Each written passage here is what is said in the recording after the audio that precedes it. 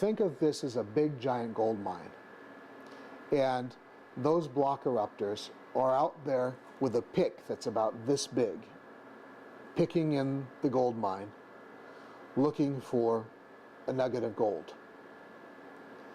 That pick is going to find a nugget of gold about every 468 years. Wow. Okay. Okay? All by himself, that little gold miner with his pick about this big is going to find, but he might find one tomorrow. It's possible. He could find a nugget of gold that's worth, right now, 25 times $1,025. Roughly $25,000. Roughly $25,000. Possible he could find one tomorrow. On average, he's going to find it every 468 years. Your other option? Other option is to join a pool of miners like this. This is the Bitminter pool. Now, the Bitminter pool finds a block.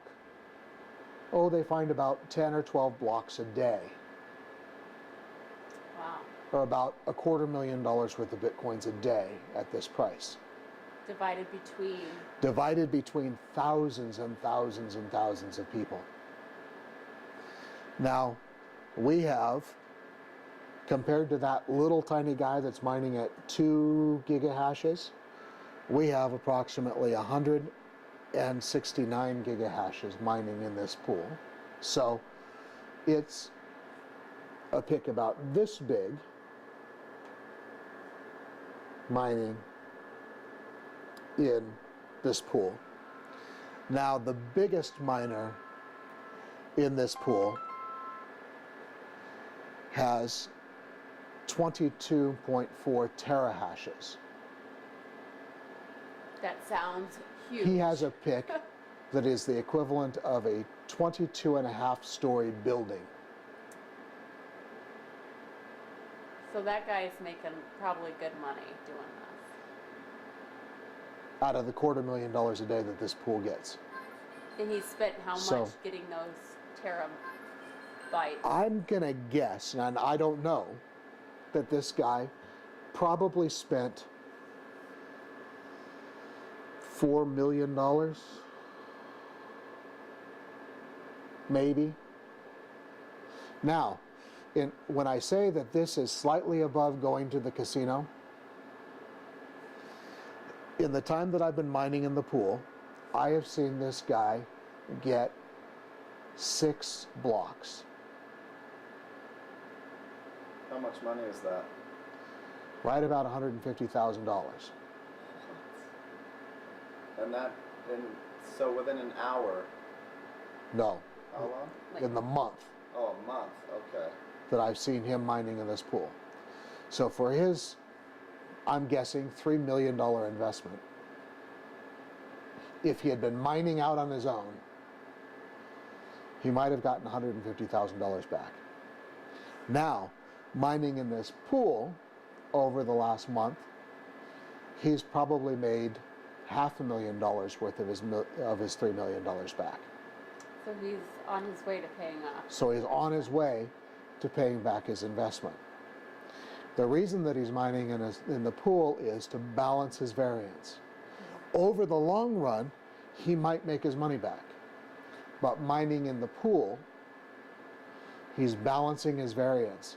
He's getting paid less for every block that he discovers, but he gets paid for every block that is discovered by everyone else. Yeah.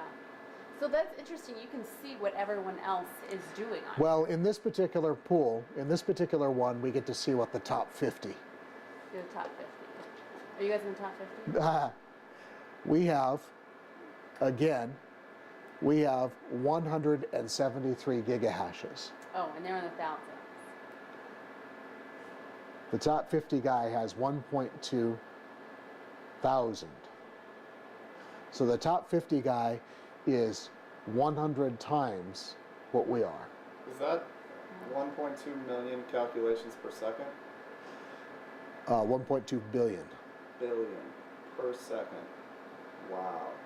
So what kind of, if you could put it in perspective, Hashes. how big would the room have to be to fill his machine? Yeah, yeah. Well, Like, let's say that very top guy.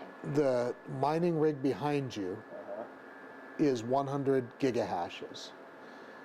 He has 22 terahashes, so if you took that little mining rig that's behind you and multiplied it by 22,000, you would have the space. Wow. So 22, yeah, So who is that 22,000. guy? Like, Serious what? people, yeah, Like, exactly. is he doing this at work? I mean, is this like? I mean, you'd have to have like He could a be the warehouse. guy that invented Bitcoin, Yeah, for all was we he know. the guy that invented Bitcoin? He's not the biggest player out there. He's paying $1,760 an hour to run his rig, The top guy, the top guy, along with the $3 Ish, million if he was he's here in already Arizona. put in. if he was here in Arizona. And that's along with the millions that he's put into the equipment. Now, if he was in California, oops.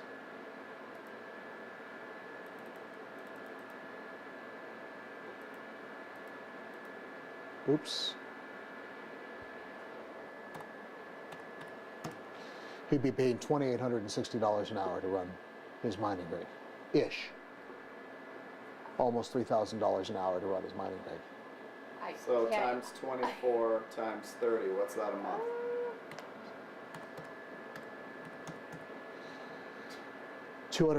$206,000 a month in electricity if he's in California. Insane. That's awesome. That Who can't is that possibly be guy? a singular person. It isn't. I'm So almost a speechless. $250,000 a month. And how much is he making a month? He only He's making, I'm gonna guess, and again, I don't know this, I'm gonna guess he's making $250,000 a day.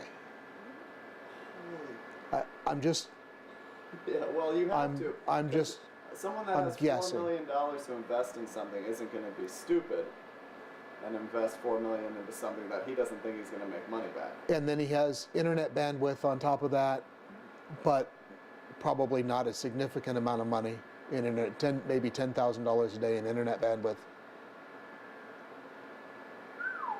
Well, not that much. But That's a Still, bad that's guess. serious That's a money. bad guess. $1,000 a day in internet bandwidth, I would guess. Joe, what are That's you a jotting bad down guess. over there?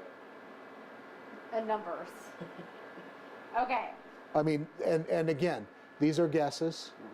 I don't know that those are real numbers. I'm guessing. I But we would say do it's know probably a that's- very educated guess. But we do know it's pretty Um, much how much he spends on electricity, though, because of I'm- work. Yeah. I would guess those are, and that's in California. That's not here. California has nearly double our electric rate. So are you guessing, is this one person or is this like a business that has dedicated a warehouse to finding bitcoins? And that's before he cools it.